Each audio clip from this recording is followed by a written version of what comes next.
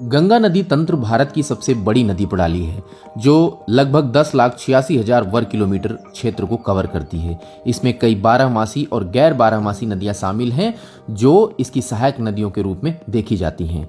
अगर हम बात करें भारत के उत्तराखंड में उत्तरकाशी जिले में गोमुख के पास गंगोत्री ग्लेशियर से भागीरथी नदी निकलती है और यही नदी आगे जाकर देवप्रयाग में जब अन्य जलधाराओं के साथ मिल जाती है, चाहे मंदाकिनी हो, अलकनंदा हो, ये सभी आकर जब मिलती हैं तो वहां पर गंगा का निर्माण हो जाता है। गंगा नदी उत्तराखंड, उत्तर प्रदेश, बिहार, झारखंड, पश्चिम बंगाल इन राज्यों से होकर बहती है और फिर बाद में बांग्लादेश में प्रवेश कर जाती है और बंगाल की खाड़ी में समा जाती है।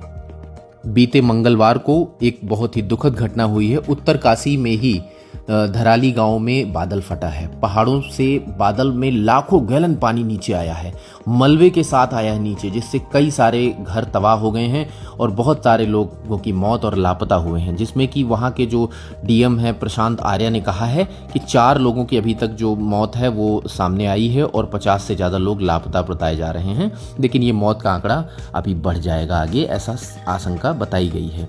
दोस्तों, नदी से दूर रहें, आसपास जो भी जहाँ पर भी जल बहुत ज़्यादा है वहाँ से दूरी बना के रखें, ये मेरी रिक्वेस्ट है आप सभी लोगों से। तो आइए चलिए आगे बढ़ते हैं हम लोग और प्रॉपर समझ लेते हैं चीज़ों के बारे में। तो एक धराली गांव, दरअसल वहाँ पर जितने होटल के ये एक्चुअल में जो भागीरथी नदी आती है गंगोत्री ग्लेशियर से आती है निकलते हुए, और उसी गंगोत्री के पास में ही है ये धराली गांव। तो वहाँ पर जो है ये समस्या क्रिएट हुई है और एक बार नहीं 2 बार बादल फटा है वहां पर, जिसकी वजह से वो 2 बार मलबा पूरी तरह से नीचे आया है। ठीक है, तो मैंने बताया आपको गंगा नदी की बात हम कर रहे थे।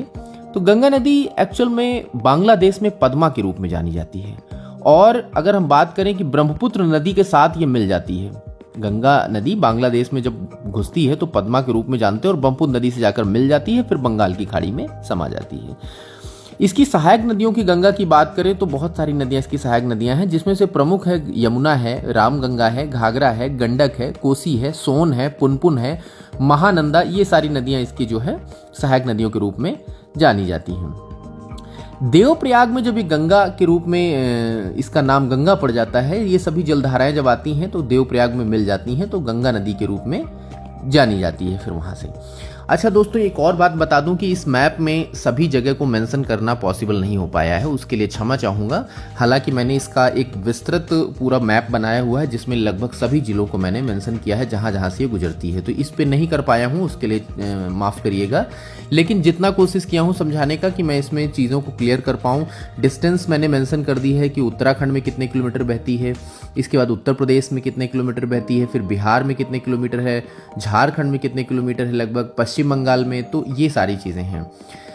जब ये नदी ब्रह्मपुत्र नदी के साथ मिलकर पद्मा नदी या गंगा नदी जब ब्रह्मपुत्र नदी में मिलकर ये बंगाल की खाड़ी में गिरती हैं तो वहां पर बहुत बड़ा नदी डेल्टा बनाती हैं, जिसे हम सुंदरवन डेल्टा के भी नाम से जानते हैं। सुंदरवन एक्चुअल में वहां पर नाम इसलिए पड़ा क्योंकि सुंदरी नामक वृक्ष वहां पर बहुत ज्यादा पाए जाते हैं, जिसकी वजह से उसका नाम सुंदरवन डेल्टा पड़ गया।